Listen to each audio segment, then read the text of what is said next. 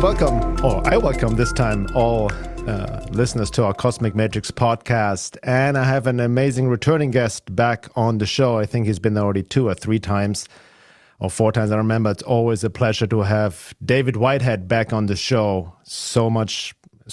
I'm very excited to have you on, especially for everything that's happening. And just real quick, for people who are not familiar with work, David is a podcaster, a martial artist, a father, and also definitely a veteran truth warrior. Has been on the front line, I have to say, in the information war for over 2 decades. He also co-hosts Unslaved.com. Definitely check that out with the great Michael Tessarion. Also going deep into occult and esoteric topics beyond the politics and all kinds of subjects, tying into consciousness studies, history, geopolitics, human's origin, popular symbolism, philosophy, psychology, and much more. He also has a Substack with premium content with many lectures and films he has produced. Definitely check that out as well at his website, dwtruthwarrior.com. I will link it in the notes. He lives in Canada, BC. We'll talk about what's going on over there as well. Welcome to the show, David. Bernhard, thank you so much. I really appreciate it. I love talking to you. So glad to be back. And I'm excited for this show. I feel like so many shows I've had to do, even in the past, we've had to talk about a lot of bad news. And yes.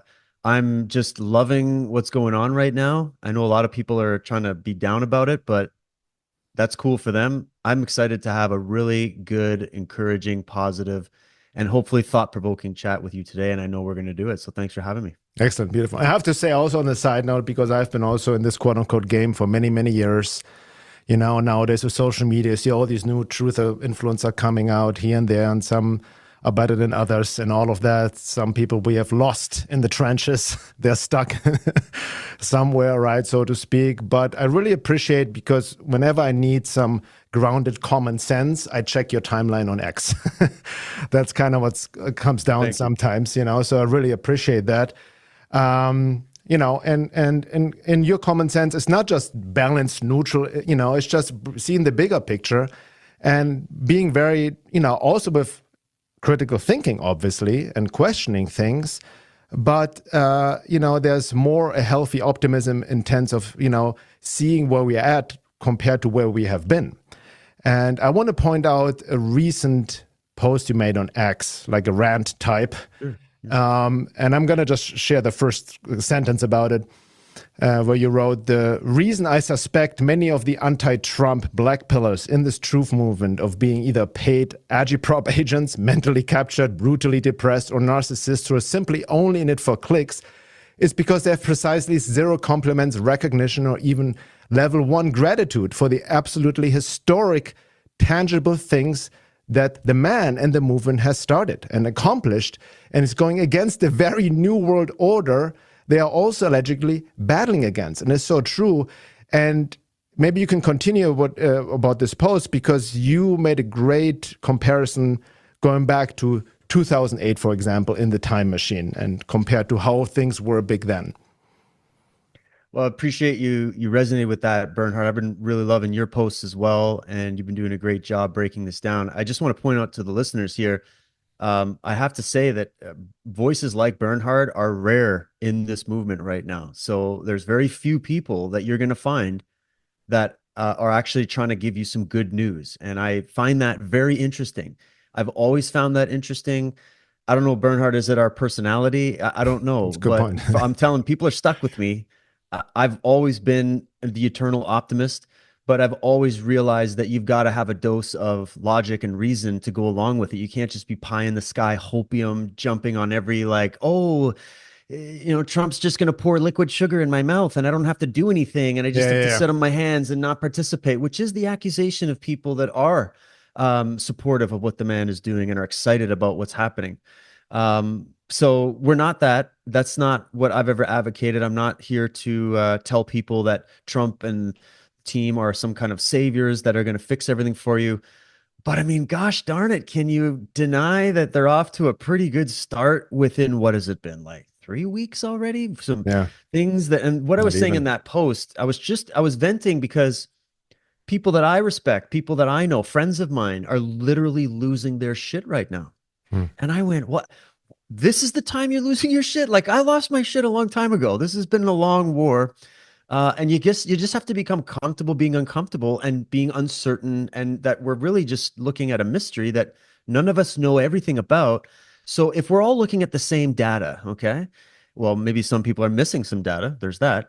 But if we're generally always we're looking at the same perspective here, we forget history. We forget just how far we've come. And this was my rant. And Hmm. I came up with the time machine example because I was thinking back to myself in 2008 when I started my YouTube channel, right? Right before I started my YouTube channel, for about 4 years before that, I had been going on a very private awakening journey to what's been going on in Canada, in the politics, 9/11. I went down so many paths of awakening to at least the possibility at that time that what I was being told by the media and the people around me was not wholly true, and that there was other information that you could get access to show that a lot of what we've been getting told by the media is false. Yeah. And I started thinking, as this positive, excited person that I am naturally, I'm like, oh, I'll just go tell all my friends, guys, didn't you see Building 7? Like, must be something else going on. They kind of lied, like, and now they're in Iraq. What's that? Isn't that crazy? And I couldn't believe the levels of resistance I got. And then I would find out about, something to do with the Federal Reserve. I'm like, guys, they've been ripping off those Americans over there with that Federal Reserve. And I mean, I just found out that in Canada, our government actually sold our dollar and our banking to the Bank of International Settlements in Switzerland in like 1974. And I just spoke to Paul Hellyer, Canada's former deputy prime minister, and he said he was there when it happened. He was trying to warn Canadians about the effects of that, Yeah. and nobody wants to hear that. And they're like, "Oh, you're a crazy conspiracy theorist." And so to wrap it up, I realized that back in that time, this information was ahead of its time. And I didn't realize that there's actually a resistance mechanism built in to a lot of people. I think due to trauma, I think due to the level of propaganda they're exposed to, that they're resistant to good news. They're resistant to the awakening process, and they're resistant to facts. And I went, wow, I love this. I don't know why everybody else around me is just terrified to even look at this information. And so in that post, I was just saying, guys, if you've been in this truth movement, trying to wake people up to try to save your countries, right?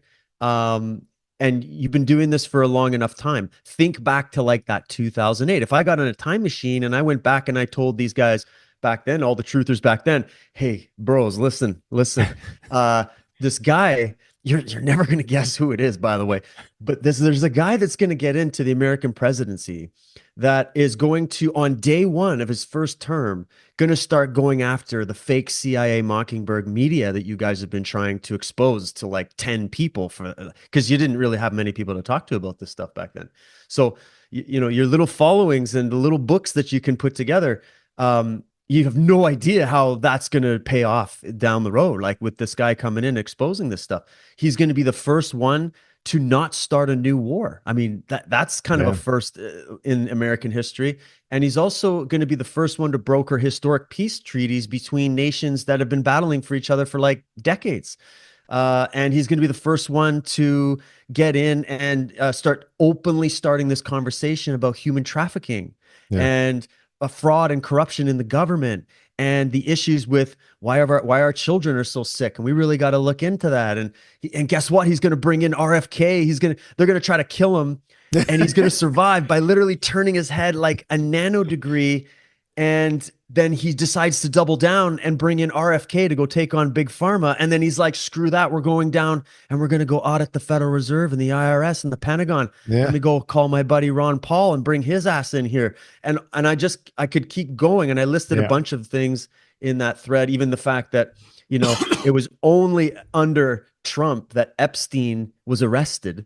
Only Mm. under his administration did that even happen. And when that happened, it started the most viral worldwide conversation and mass freakout about this issue that I've ever seen. Yeah. And so if I was talking to my bros in 2008, I'd be like, all that Ted Gunderson stuff we've been trying to share, talking about all the satanic networks and the abuse and the child trafficking and all that.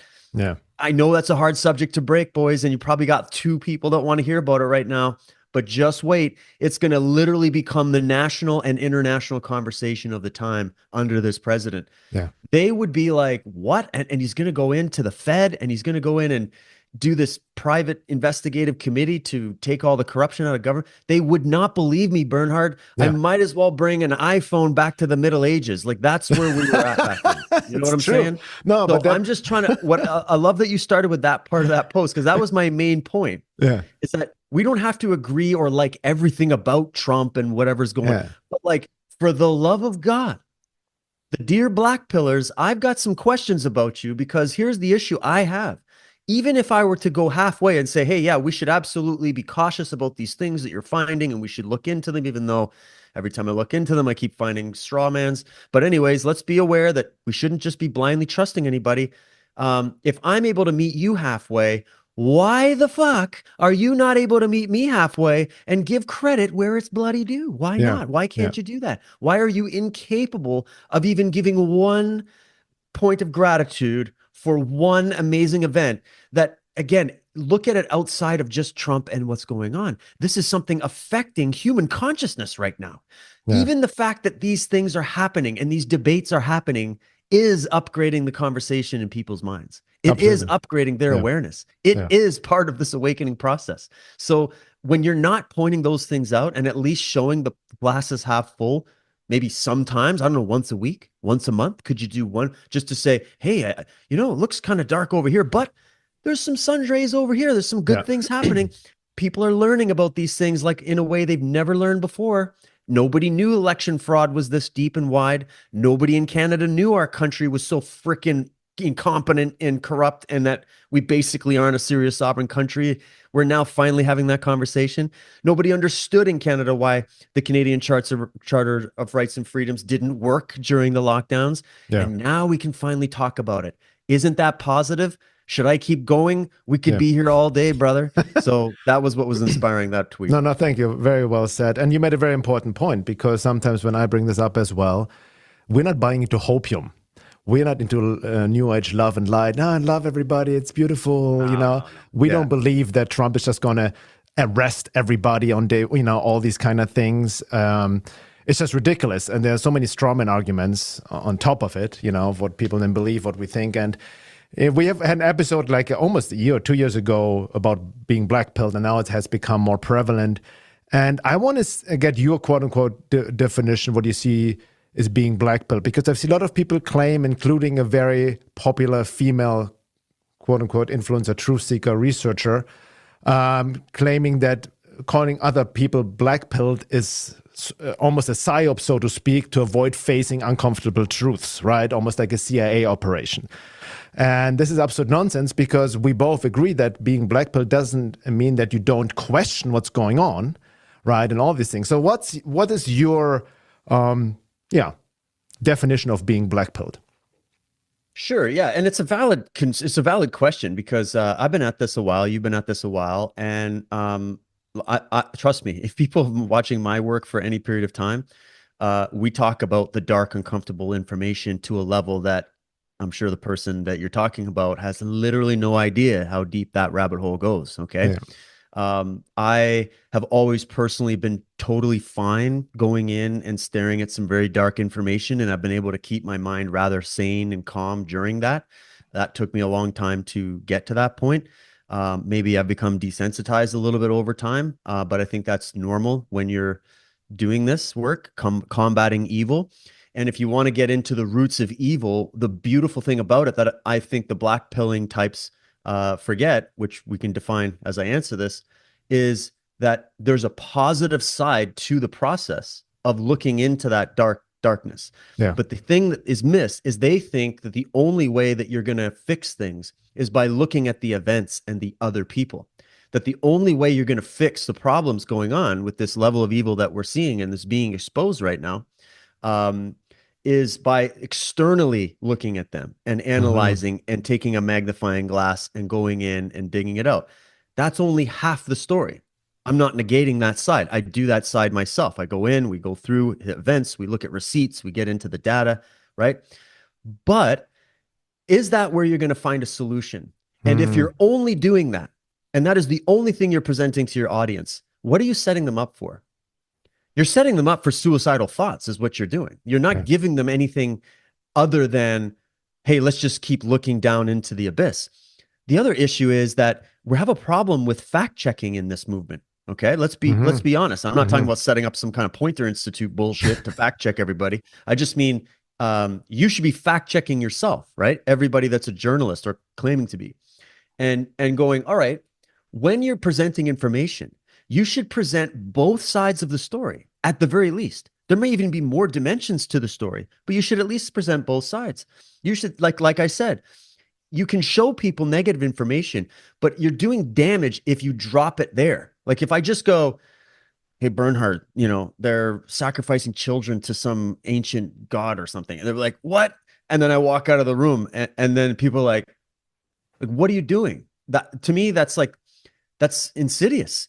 You have to really, if you're trying to do this in good faith, and if you have a positive outcome for the people that are going to listen to you as a journalist, okay, you have to become an expert at being able to share bad news alongside the good news. You must do that.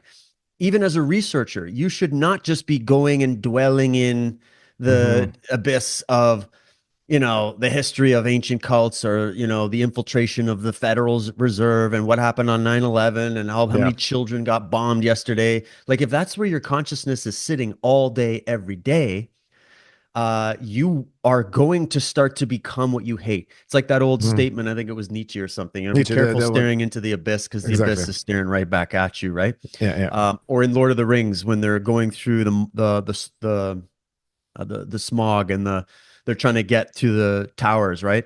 And they see the dead faces in the water of the Oh, lost yeah, yeah. battles, and they said, "Don't look into the faces; they'll pull you in." Yeah, Right? yeah, yeah. So be careful, and that's a metaphor for when you're looking at the horrors of the past, which you must do. That's another Yeah, side of that Lord of the Rings metaphor. You must confront and face the evil, yeah, but careful going too much; it's going to pull you in and drown you, right? yeah. So that's a black pillar, is someone that leaves you hanging and then Hmm. is incapable of seeing any level of positivity in what's going on. And also you got to start looking at a worldview. When I look at certain people out there and the way they report, you start to get an idea of the patterns of how they research, and you understand when they've formulated their little theory of, like, because this is what we all do, and good, we need these variations. I'm not here to say don't do that, but like, my disagreement is these people make these theories, they jump to conclusions based on this information. There's gaps in their information on certain subjects, right? And I'm just saying that objectively because I've just seen a lot. I've been around a while, and I've interviewed some really brilliant minds that could bring sides to those stories that would blow your mind and give you a totally different context of that information. Missing context, we could do a whole rant on that as well, but I think people know what I'm talking about. And so when you're doing that and you're not showing people, hey, did you realize that there's another dimension to this story that maybe you haven't considered? It could also be this. Like, we could look at the same data and then draw slightly different angled conclusions on it. That's what detectives do. You have to go through what they call the apophatic method of eliminating the untrue to let the truth be revealed. Now, if it turns out that that truth is just horrible and ugly and nobody wants to look at it, I am in no way, shape, or form arguing that we should water that down or lie to people just to keep them hopeful. Like, you should obviously share whatever the facts are, but it gets to a worldview and a psychological level when it's obvious to anybody out there that there are both positive and negative forces operating in this universe. Okay. Yes. It Yeah. would have to be so, or otherwise the universe wouldn't exist. Yeah. All right. Like, you need electricity and you also need magnetism. Yeah. You need masculine and you need feminine. You need up and you need down. Yeah. Right. So if you're going to tell me that our entire universe, our entire galaxy, our entire planet is just run by pure, unadulterated evil, and that there is no way to combat that because it's extra dimensional and it's aliens and it's reptilians, shapeshifters, and it's Yeah. this. Not saying that shit isn't real to a certain degree, but now you're even ascribing to that domain pure, unadulterated evil intention upon everything happening in our world. Yeah. So if you and I exist as people that are, I would say, good and well-meaning, and we're trying to do our best, right, for Yeah. humanity and in our lives, then that's evidence alone that there is good in the world. And that's another great, I love this Lord of the Rings metaphor because it's fitting beautifully. That was one of the things that Samwise Gamgee had to tell Frodo when Frodo was at his wit's end trying to bring this ring to Mount Doom, is he's like, you remember those old stories, Mr. Frodo, those ones that meant something, right? Yeah. And that what those stories told you of these gallant journeys and all these things, these horrors that these brave heroes needed to see and experience, was that the point of those stories was that there's good in this world, Mr. Frodo, and it's worth fighting for. Yes. The point of those stories, Black Pillars, is not to say, let's go look at Sauron and glorify him and put him on a level that makes him omnipotent, indestructible, completely all-powerful, and we're putting evil up on this pedestal. Who benefits from that? Yeah. Who benefits from that? Unless they tell you the other story. Oh, wait. Yeah, I know we're outnumbered and we're outgunned. I know we're up against an absolute monolith here. But you are here. And it just takes a few. It just takes a fellowship. It just takes a committed group of people working against evil to expose it. And then it will undo itself, right? Yeah. The other thing I'll leave you with this is another statement from Tolkien. Man, he's coming up today, where he said about evil. He said about the nature of evil. It was either Tolkien or it was C.S. Lewis. They would probably both agree on this either way. Where he was saying, they're hanging out anyway. They're buddies anyway. Exactly. There's even Black Pillars telling me that they're Illuminati agents. Can you believe this? These people are so retarded. They don't read the quality of the work. They don't understand the method, and that was pulled the message, and it was pulled from thousands of years of mythology that crafted all of your religions. By the way, they looked at the same archive, and they came up with these brilliant metaphorical stories to tell you deep-seated truths. And you're going to tell me these guys are Illuminati agents? I don't know what's wrong with you. So, because if you can't recognize wisdom, I can't help you. Yeah. But anyways, one thing that this is, and you tell me, it doesn't matter if Barney the dinosaur said this or if Tolkien said this. Evil can't of its own create anything. Yeah. It must steal the work of good men. Yeah. And repackage it and give it back to you. Yeah. That's how evil works. What does that tell you? That doesn't tell you the whole system is so evil and rotten and corrupt from its core. Everything is evil. Everybody's so evil. No, you know what it tells you? It tells you evil, little man syndrome pirates captured something good men created. And then they repackaged it, turned it upside down, inverted it, and sold it back to you, which they don't have creative capacity. They're stupid. They're dumb. That's the problem, because they're psychopaths. They don't have empathy. If you don't have empathy, you don't have the ability to create. So you need to find the people that do have empathy, that do create things, and you need to warp them and turn them against the other natural order. That's the only way that the little man can do that, right? Yeah. And that's who's running the world. That's what they did. But what does that tell you? That doesn't tell you they're monolithic and all evil and all powerful. That tells you it's a straw man. They're fakers. They're pretenders. They're like that. They're just like, they're little Gollum, like they're nothing. They're little, right? Compared to the good. So the good is actually stronger. It's just that there's will involved and it gets complicated. I don't want to keep ranting. No. That's my thing about Black Pillars, man, is that they have an inability to see the facts of reality as they are, which is that it is both good and evil happening here. It's not just evil. Yeah. Thank you so much. Great. A lot to unpack there. I want to comment on. Beautiful. Number one, we all have been there. I can see myself in the Black Pillar, right? I've been down into the darkness, definitely, deep down. And it's nothing even compared to what most people talk about on X anyway, right? You know that. But you can get lost there. And you made a really good point, because if you don't have a strong psycho-spiritual foundation, and you know my work, I go more into the inner work, right? Not to lose your center, stay to self, whatever God, divine, whatever it means to you, be aware of your projections, your shadow, your own shit, basically, so you don't project it into the world, or it will pollute your research to begin with because of your projections, right? But I can also see if people, and I've seen this in myself, you're in the dark for too long, you create unconsciously a negative bias, meaning you only look for that. We all have biases. I think it's more important to admit that we all have biases. None of us are enlightened, have objective, omniscient knowledge. Sure. Be aware of your bias, but I think most of the extreme Black Pill people are not aware of their negative bias, right? So they just look for what they want to see, right? I mean, the classical, we don't see the world as it is, we see the world as we are. So if they're in a negative state of mind, they're on depression, because in your rant, you made some good points. Some of the people I truly believe from a psychological perspective are deeply traumatized, depressed, maybe suffering from PTSD, what happened over the past 4 years, especially newbies, so to speak, right? Yeah. And almost understandable, because we've been so lied to, so gaslit, then all of a sudden your trauma response is not to trust anyone. There's a trap everywhere, right? Yeah. It's kind of that kind of response. That's the one thing. But you also hit the nail on the head with the creativity aspect at the end, what you shared. It reminded me of the work of Paul Levy, right, about Whitehead, that kind of the mind virus that infects people, that creates like a counterfeit version that hijacks our creativity. And that's how I see how actually the black pill, especially very popular ones who see psyops everywhere, Trump is controlled up, this controlled up, RFK, all of that complete negative bias, work in the favor of the forces they claim to expose.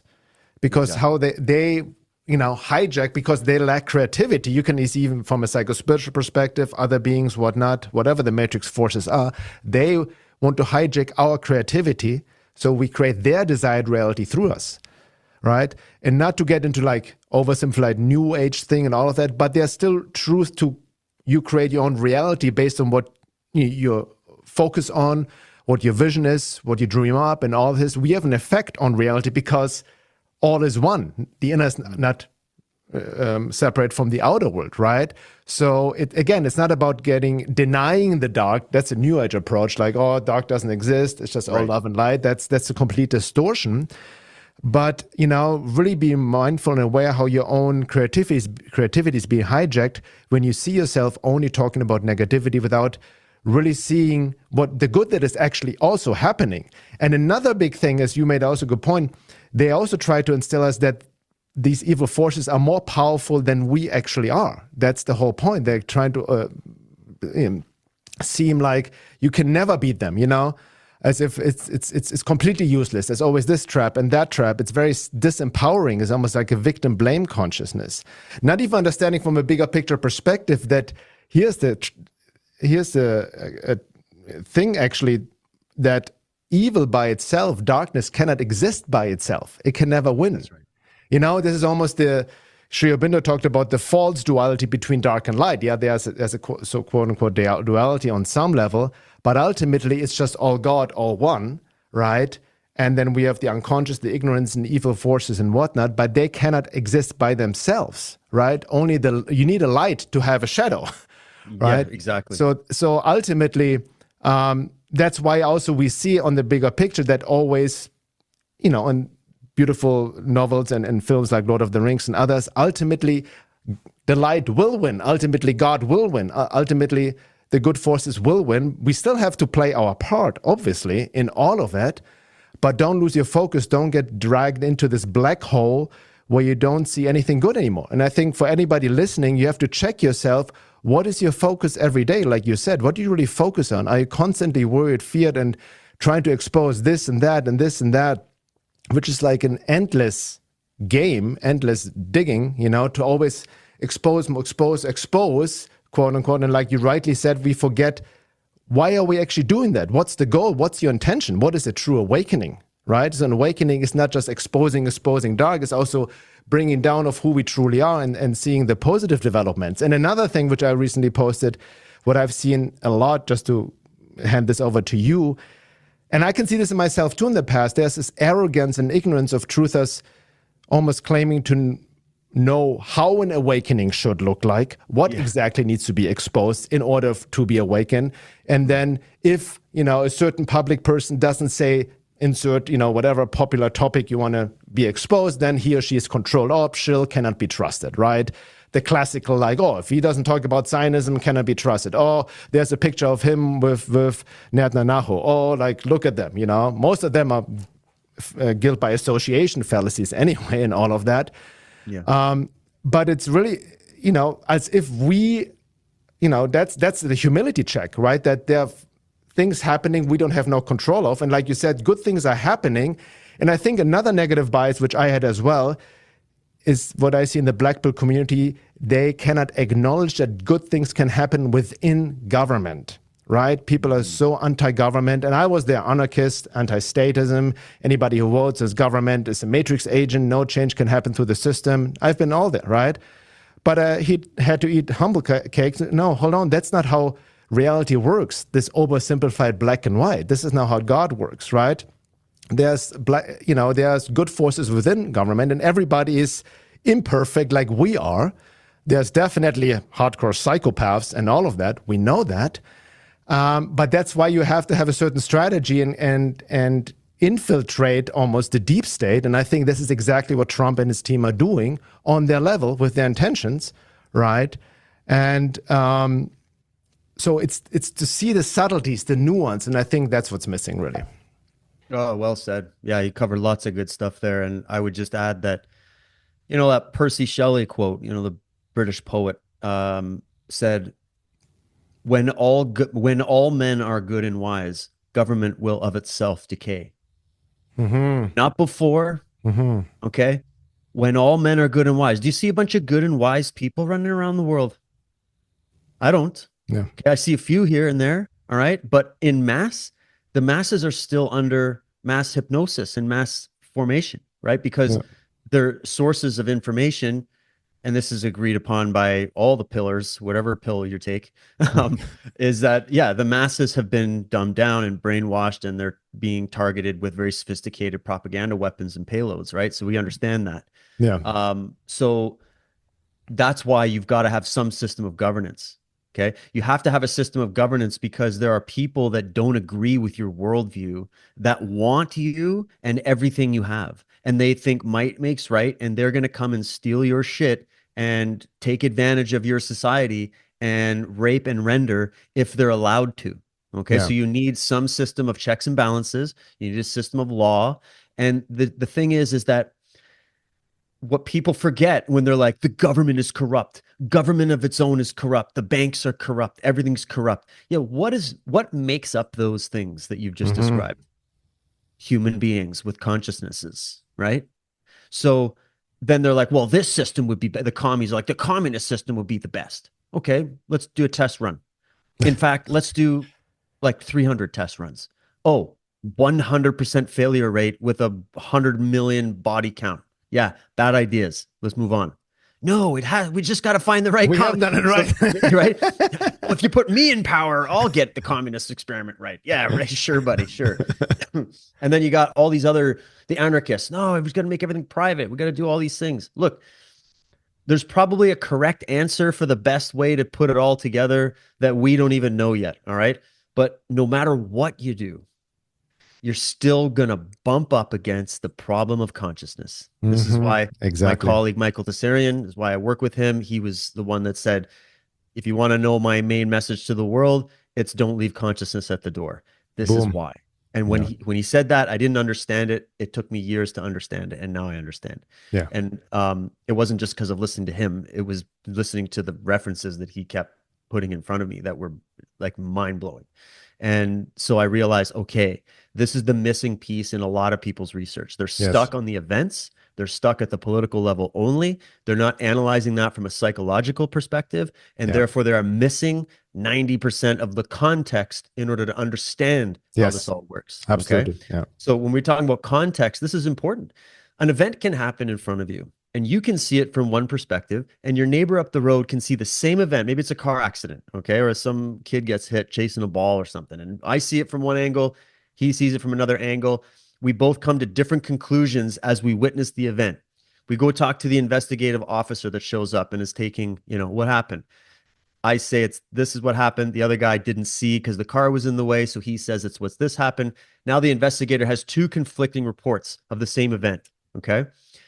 What does that investigator have to do? Does he simultaneously believe two contradicting stories, or does he have to start investigating to realize all the factors and the context and the nuance underneath those stories to finally where all the truth is here, right? Either one of us was right and the other was wrong, or maybe both of us were missing something and we both got it wrong. So that's just a very simple entry point to help give you an understanding of where people go wrong in researching this information. Yeah. I made this mistake. I probably still make this mistake. If you're not admitting that this is probably the easiest mistake to make, you're just being dishonest intellectually. And so that's why I always come back to, yeah, keep pulling up all your little factoids that you're going to bring in. But the issue is now we have different facts. Now, Yeah. I have the facts that I've gathered. You have the facts that you've gathered. We put them together. They completely contradict each other. We're looking at the same events. We've looked at the same data. We've Yeah. reached different conclusions on the data. Who's right? Well, the only thing a person can do, somebody listening right now that is determining, hey, is this Dave guy worth trusting with my mind? Like, is he right? Is Bernhard right? Is, Jake Shields right? Is Candace Owens right? Is David Icke right? Like, who's right? Is Klaus Schwab right? Like, this is why forget about thinking that you're going to nail it all by yourself. It's impossible. One mind can't hold it all. So all you can do is do your best to get your hands around as much of the information as possible. Go listen to all these people and hear them out. And then you've got to do something that I think 0.000000001% of the human population is capable of or willing to do, which is to go and painstakingly verify all of these talking points and all of these facts and all of these digs and all these things that people come out and go, did you know this? Look at this picture with Trump and Epstein. Did you know? And you don't know the backstory. You don't understand what's going on. And you go, all right, how can you get an average person that's already confused, that's just waking up to any of this, to suddenly jump into this movement and see us all fighting over these very big subjects? And then they're going to sit there and go, this is more of a shit show than the mainstream media. At least the mainstream media and the government press has their shit together and they sound professional and they're out there, consistent on what they're saying.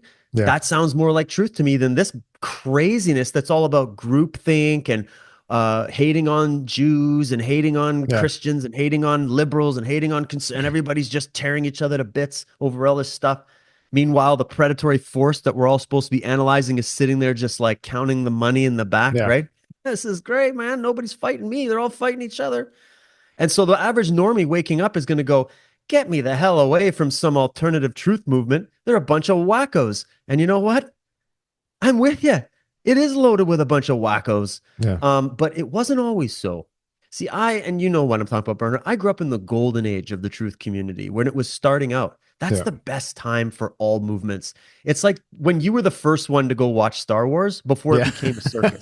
You know what I mean? Or like, I remember that where you're like, oh, well, this is a cool movie. And then suddenly it's like a cultural phenomenon for decades and people are getting married at Star Wars events. I was there before it was cool. All right. You want to get into Pizzagate and all that kind of stuff?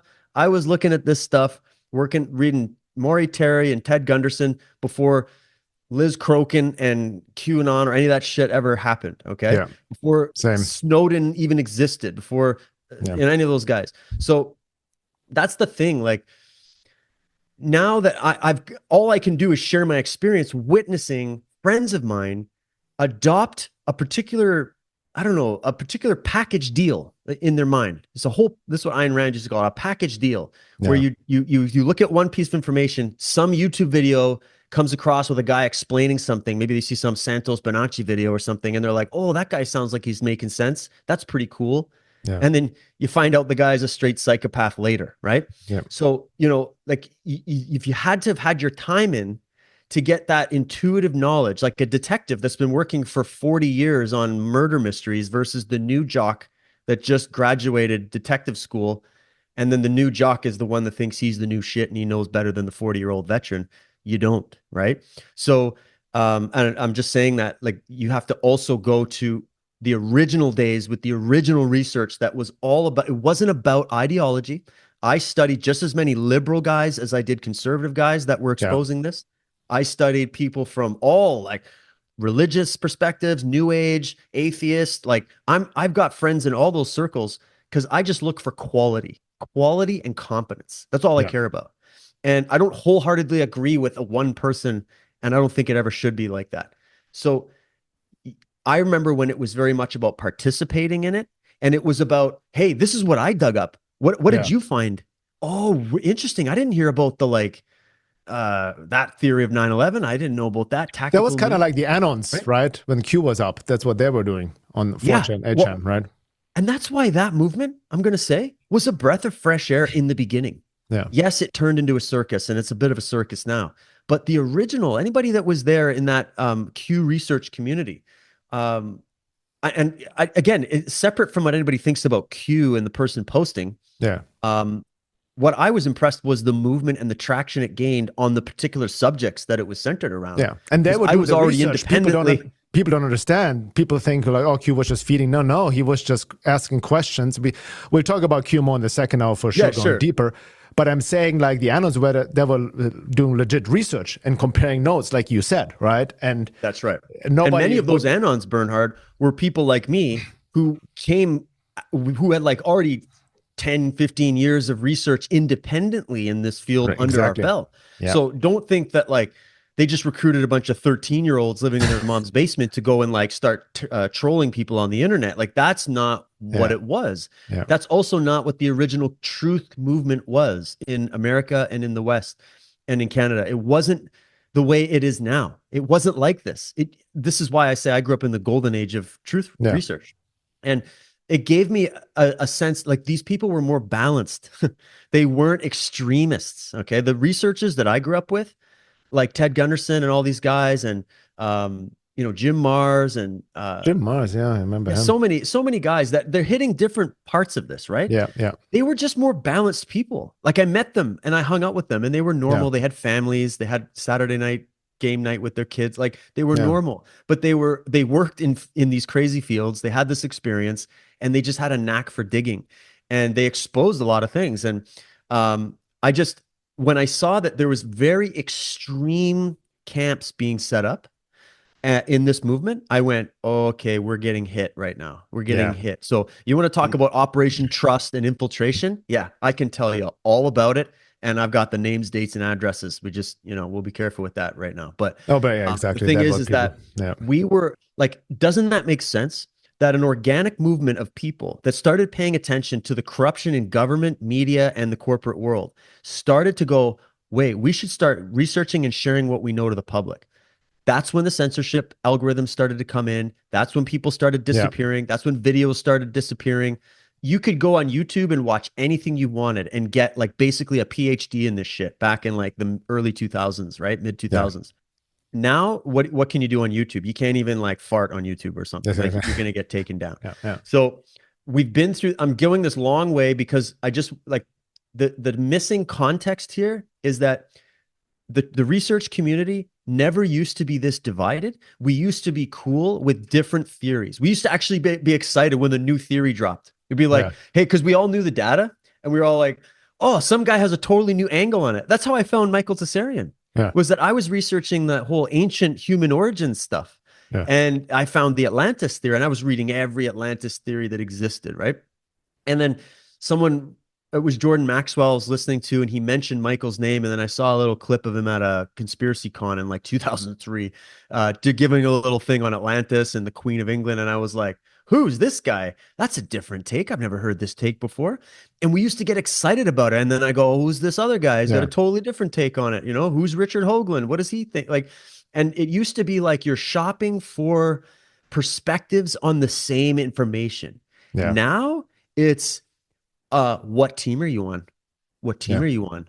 Like, are you on this team that believes all of these very specific things? If not, you're an Illuminati shill. You're an agent. You're this. You're that. You don't believe the Earth is flat? Just to add the end at this, and I'll give it to you, is that when they call me black pill, they call me traitor or whatever.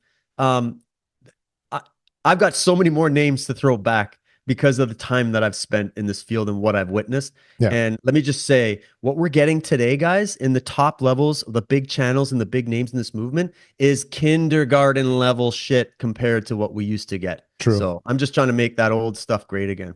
Thank you, man. No, excellent points. One of the most important points you mentioned in the beginning, what Michael Tsarian said, right? Don't leave consciousness at the door.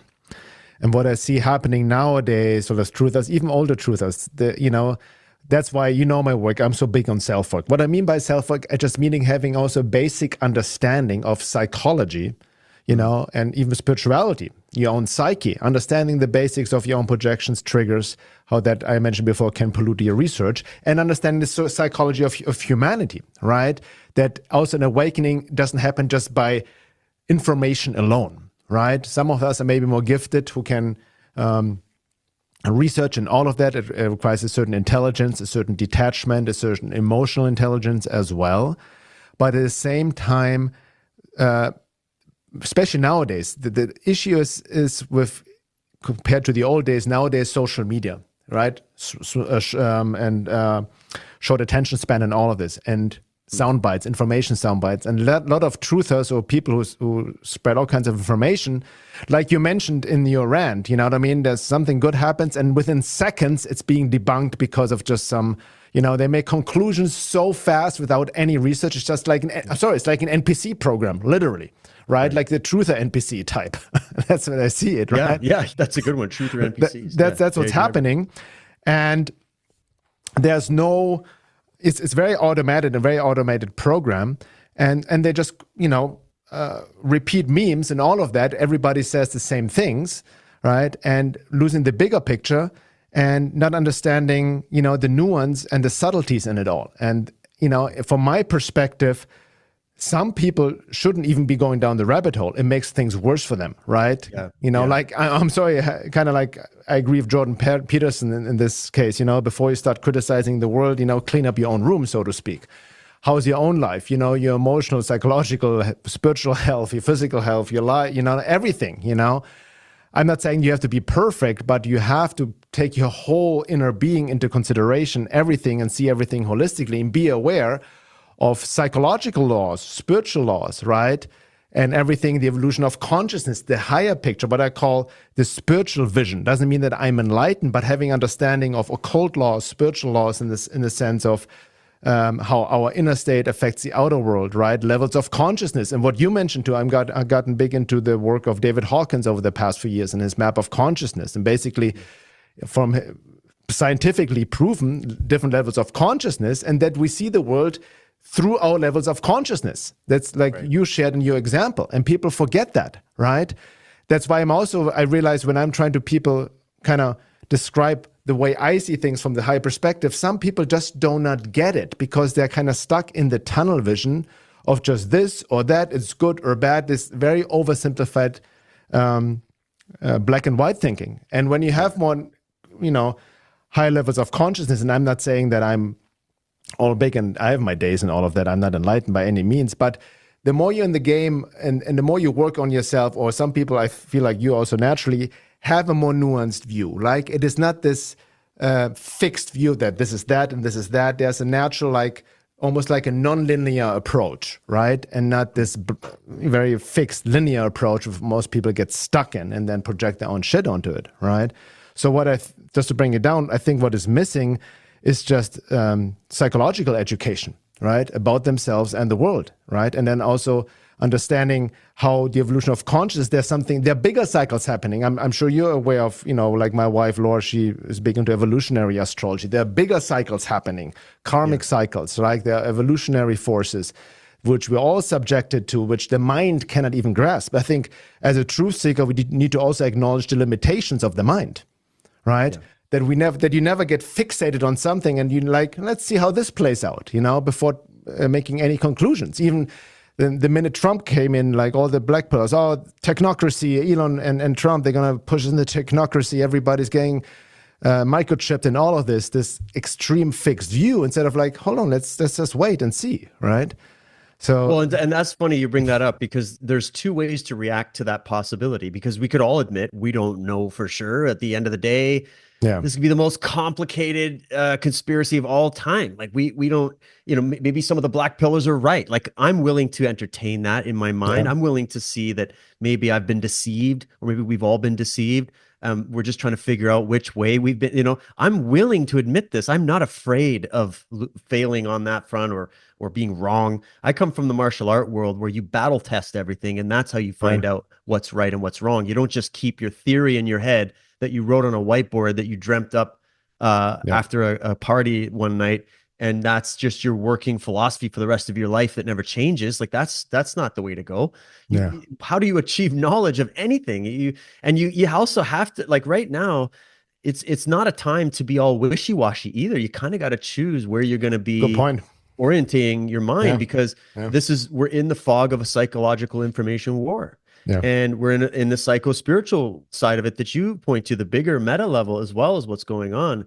And we forget that, like, just, how I love the way Matt Walsh brought that whole "what is a woman" question into the debate Yeah. about the trans thing. It's such a good use of logic and how powerful it is, because look, that's coming down. And so it took our society just a little bit too long to finally settle that one. But we found out, okay, we now know what a woman is. All right. That we went through that hurdle. What's the next question? Well, I've been saying the next question is, what is a government?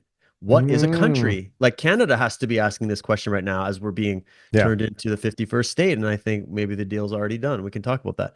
But the next would be, what is truth? What is the nature of truth? What is consciousness? What are you?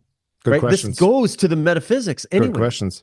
So, and the reason, I know someone like you is going to understand what I'm about to say, and mostly your listeners also, is that this is how I see it. In the Christian perspective, they would say the Lord works in mysterious ways. Right. The good Lord works through people in all places, whether they know it or not. Yes. The hand of God is behind the scenes, right? Always thwarting the wiles of the devil. The hand of God is behind people that don't even know. Like, I grew up with this stuff, okay? Yeah. And those are truisms that transcend any one religion. Those are just facts. Exactly. Of and I think those facts, you can name it what you want. You can dress it up how you want. You can put any costume you want on it. You can name whatever. But in the end, we're talking about something that I think we can all see with our inner eye, which is that there is a force behind what we see in the physical light spectrum. Yes. Okay. And you're evidence of it. If you've ever seen a corpse of a dead body, there's no light there. There's no consciousness there, right? The consciousness has left that vehicle, right? But what was that vehicle when the consciousness was there animating that vehicle? Mm-hmm. What was that force that lit up their eyes and gave them the access to the computer system of the human brain and mind? What was that? Yeah. That's the question. We got to pull up some Rupert Sheldrake and some great thinkers to really get into that. But either way, and we can speak a common language. Jews, Christians, Muslims, atheists, New Age people. Like, everybody knows what I'm talking about. Maybe you name it differently. I don't really care. It's a fact that something like that is there behind us that is a mystery to us. Consciousness is a mystery. It's a mystery to science, and it's a mystery to the mystics, and it's a mystery to everybody. All right. Yeah. And we don't like mystery, Bernhard. This is where we keep getting trapped in our own mental prisons. Plato's cave, okay, is that we freaking hate not knowing. I hate not knowing. You hate not knowing. Let's just admit it. And there's a positive to that, because it drives you with this force of curiosity to go try to solve the mystery. Yeah. But here's the thing. That mystery of consciousness might just be something that we don't get to know about right now. And so we're going to have to be content with it being a mystery. But leaving that aside, the reason I bring this up is that if we believe consciousness and God and the force works like that, then when we see evidence of people doing things that are in best interest of humanity, in the best interest of their nations, in the best interest of the good, and it might even come from people that you would never suspect. Like I said, if I went back in that time machine and I told my 2008 truther buddies who it was that won the presidency and started doing these things, they'd be like, who did this? No. The guy that ran the show on television? Like, they wouldn't even compute, right? Yeah. Or Elon Musk is starting to fight for free speech. Isn't he the guy trying to turn us all into robots? The guy who's behind PayPal. What are you talking about? I mean, how dare he wear the Diablo vest? I mean, he must be a Luciferian. Oh, they don't know. Like, on that note, people think he's a Luciferian. It's just the vest from his computer game resembling one of the characters, right? It's a computer character. He's a nerd. What do you want? Yeah. He's an autistic nerd. But and some people might even think he's wearing a mask. I mean, he might even be the real. Who knows? Who knows? But anyways, no matter what. Okay, the will of God could work through George Soros without him even knowing. That's exactly what I'm saying. Okay, absolutely, yeah. Trudeau, look at him right now. Yeah, we got. I'll save this Okay. one. I'm going to save this Yeah, one. But we dive. you Yeah. know, do you know what I mean, Bernhard? Do you have Yeah, any yeah. comments on this? This idea that like the Lord works through Yes, mysterious ways, absolutely. I mean, mysterious people? that's the thing when you come into high levels of consciousness, you realize the oneness of it all. I'm not talking the new age thing, we all one is all love. No, that God expresses himself for everything. Like reminds me of Sri Aurobindo's, he was imprisoned in solitary confinement in India because he was a nationalist. He organized uprisings. You know, he was a political activist before his work and his enlightenment. He was imprisoned by the English 1 year solitary confinement in 1910 or so, in the early 1900s. And then he just started his own yoga, his own practice, and he had enlightening experiences at the sentencing. He saw Krishna, he saw God in all. Like all of a sudden God spoke to him, I have organized this all through you. I'm in the judge, I'm in the prosecutor, I'm in the defender. I'm all. I'm playing this game, this lila, like the Maya, for your work to be ready, right? So this is almost the quote unquote mind fuck, right? That quote unquote evil is also an expression of the divine, the dark side, right? The yin and the yang. And God works through everything. And Sri Aurobindo has a big part of my work, getting this to a better understanding that he got, like you said, he even said his own words, the divine uses any human as his instrument, despite their distortions for whatever lesson needs to be learned. You, me, I, Trump, everyone. But it's not, it's not a perfect instrument because we still live in the ignorance, as he would say, right? There's all the distortions. So it's this whole game we're playing and we still need to participate. Like I've been lately getting into the Gita, amazing book, right? Where Arjuna has a moral dilemma with the war and like why to engage in war and fighting, right? And then he has his companion Krishna, which is very similar origin story to Jesus, by the way, on the side note, just as you know. But Krishna's on the side note, no, you must fight, right? You must take a position and engage in the play, right? Yeah. And even kill if necessary, right? It's not it's about pacifism, but you act without attachment to outcome, without being attached to defeat or success. It doesn't matter, but with intention to the divine, to your higher good, to your higher self, whatever it may mean to you, right? But engage we must. And so that's really to have an understanding of this bigger picture that yes, the God is working in mysterious ways, absolutely. But we have been so divorced from his spirituality. We live in the dark ages in this materialistic universe, right? And most people have lost their connection to that. They're hijacked by dogmatic religion, right? Or completely lost their inner connection.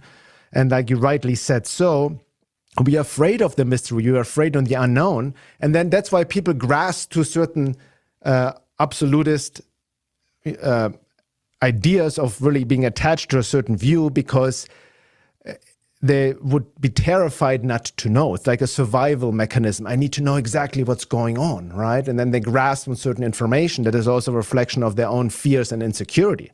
That's where the bias comes in, right? So yeah, that's it. No, well done. And then that becomes their anchor. Exactly. Yeah. That comes the foundation, anchor. And that's it, right? And then that's the TDS. But yeah, and then you have automatic when you have this fixed view. A lot of weak-minded people, I'm sorry, have this weak view, oh, Trump is a Luciferian, deceiver. Like this is now the basis for everything else. So this becomes the lens to see through everything, right? Yeah. So you have a negative bias. You cannot even acknowledge anything good. That's the TDS syndrome. And now you have the Musk derangement syndrome and all these other ones. You cannot stay detached anymore. And like you said, that detached mind is necessary to do research. Like, oh, this is happening. So let's see how this plays out and all these things, right? But that would take courage, Bernhard. It would take courage to have that final, right? It takes courage to be able to say, all right, I've got a basic framework of understanding. Yeah. I've got my theory about what's happening. I'm going to go with it. And if it doesn't turn out to pan out, I'm okay with that. And I'll pick myself up and I'll go at it and I'll do it again and I'll refine myself through the process. People don't do this. You have to be okay with being wrong, though. This is the trap, right? And that's what I mean about courage. Yeah, exactly. It takes courage to be wrong and to be okay with it. And that, this is why I love everybody gets super like up in your face, like so confident about where it's like, it's too much. It's overkill. It's way too much confidence, which tells me you doubt yourself.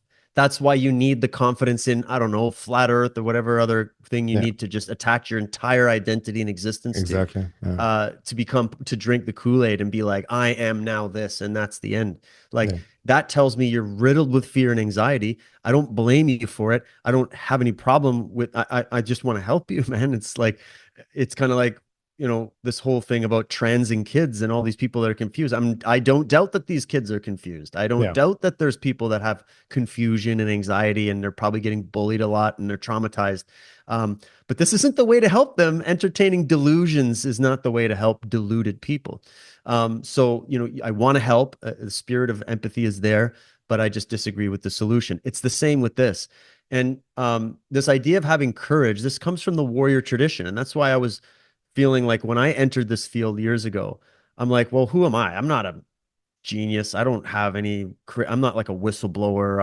I didn't work in government. I don't have that. So what do I have to offer this community like that's any different? And I realized it was this warrior yeah. tradition that Spirit. I had grown up with, and the martial arts was the unique angle of how I could look at things. And so I spent a great deal of my life studying past the surface level of the martial arts and went into the philosophy and the roots and found just gems of wisdom that the religious world missed, the Yeah, scientific world missed, the political world missed from the warrior ethos. And I went, wow, that's what I'm going to bring. And one of the main tenets is this mindset of courage and vitality and what virtue really is, yeah, right? Virtue is not just passively accepting what you're told, repeating it, and then fighting for a cause that you have no idea what you're involved in. That's yeah, not really courage. That's just you virtue signaling and trying to pretend that you're greater than you are. yeah. True courage is facing reality. Yes, That's yes, courage. You're yeah, facing the facts of reality, your reality of the state you're in, and the reality of the world around you, and the reality of what's going on right now in human yeah, consciousness. That takes courage.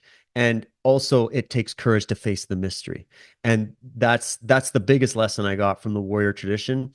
And that's why I walk lightly on my feet with this. And that's yeah, why I'm fine with investing myself in certain ideas, advocating for certain theories and perspectives, sometimes simply to see what the reaction is to gain better data on how right. consciousness functions with this. And I honestly, my theories are built off of bouncing it off of everybody's heads and then seeing what the resonance Yeah, response is and saying, okay, for some reason, everybody has an immediate knee jerk reaction to this particular view. yeah, Why? And then I get yeah. curious and I go, why don't you like this It's perspective kind of of like it you're or whatever? sparring your new moves, right? Yeah. And then I get their feedback and I hear their debate and I'm like, so I'm sitting there taking notes and going, that's interesting. I don't know what Yeah, is true about that subject yet, but I know the reaction coming from this person is giving me yeah, psychological insight as to their motivations and drives as to why they believe what they believe. So I just start there. I used to do this when like Mormons and Jehovah's Witnesses and salespeople would show up at my door trying to convince me of something. I would play along. I would advocate a totally opposite perspective just to gain insight and go, okay, I'm taking notes. And I learned so much yeah, from that, not studying directly always the religion, the idea, the sales pitch, whatever, but studying the person delivering it. yeah, Holy shit, are you going to have your eyes open as yeah, to who's selling you snake oil and who isn't?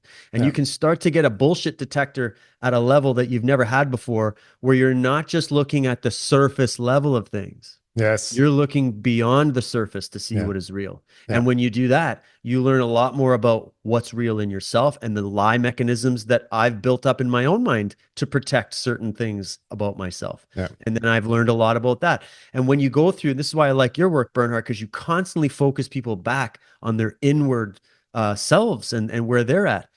That's such a brilliant thing because, and I do the same. We do it on Unslaved as well. And it's because that's the cause of the problems. That's the cause and the solution to the problems. yeah, Like I said about the country thing, you can set up any system you want. You can write any constitution you want. And by the way, we definitely need to reform constitutions for sure. But if consciousness in humanity is not geared to enforce that, yeah, then we're going to have corruption. If people allow those rules and checks and balances to be broken, then we will have corruption yeah, again. we will have tyranny. So it must, no matter what way we go, we must always face this consciousness barrier in humanity in general. Everywhere we go, there we are getting in our own way. So it's not just evil reptilian overlords we got to worry about. They're the least of my concern. My concern is, where's the state of mind in the consciousness of the masses? Where's the mass public mind at? And that's where you're going to get a gauge on where things are going. And that's why I've been really buying into more of the real deep astrology stuff. And I'm not talking about the pie in the sky bullshit. I'm talking about, it's funny how we say pie in the sky, by the way. But I get into like the people that see astrology as a symbolic representation of mapping consciousness. When you map consciousness, then it makes sense with the symbolism and the 12 and the movements and the planets and how events are influenced. And now those things make more sense to me. And it is that they are trying to use that science, that is the most ancient science ever, to try to analyze where consciousness is at and where time is at. And that's how they're able to predict things. And they're predicting much bigger movements than some Trump presidency or something else. They're effects of a bigger cause. And that's why when I look at some of this stuff and I put all my research experience and my intuition into it, that's why I'm positive about things. And that's why I see these things as positive moves, is because this is well beyond a certain man or a certain country or beyond this or certain that. You know what I'm saying? Absolutely. That's the evolutionary forces. Absolutely. Man, we could go on and on, especially in the first hour. So I want to now take a little break and then go deep in the second hour and talk about how you put everything to the test, especially with regards to, I want to talk to you about what's going on in Canada, right? With, as Trump even recently said, with Governor Trudeau. And, and interesting putting your theories to the test, because I remember like a few weeks ago, you attracted a lot of attention on X, some attacks, but a lot of support, for suggesting that if Canada joining US might not be a bad idea, right? And then also the rising Canadian patriotism, which is kind of weird. It's almost like you guys have a crisis of identity, I've noticed, right? And all of that. So let's talk about that. I want also then go into definitely Q. I want to revisit Q. There's Q and there's Anons. There's no QAnon, just to be clear. And, because some of the drops, as you mentioned, have become relevant again, very interesting, like future proofs past, so to speak. There have been a lot of distortions in the group, in this movement as well. We know about that, but let's look at it objectively. And if we have time, I want to also look a little bit, and we touched it upon, I guess, in a recent other podcast, but the so-called woke right, as James Lindsay coined it, right? So maybe what's going on there, and wherever it takes us. Again, everybody, I highly recommend checking out David's work. You can find all his links on his website, dwtruthwarrior.com. I put the link into the show notes, and follow him on X for sure. And anybody who's not member of the second hour for the Cosmic Medics podcast, you can go to my website, sign up at veilofreality.com/membership, and then have access to over 140 episodes as well. And with that being said, thank you so much, David, and we'll be right back.